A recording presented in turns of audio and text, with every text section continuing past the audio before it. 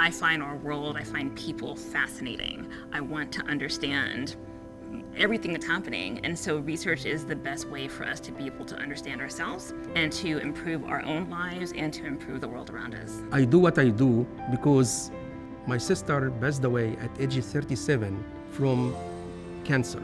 And this research is too personal to me because I don't want other patients to suffer as my sister suffered.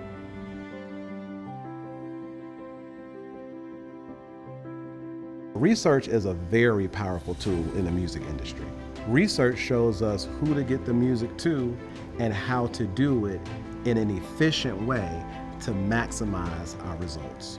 I get to do work that can help people live better, age better, be happier, healthier in so many different ways.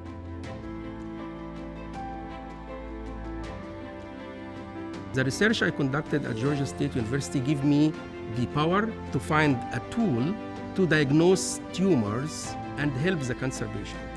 And this tool we created can impact the whole world.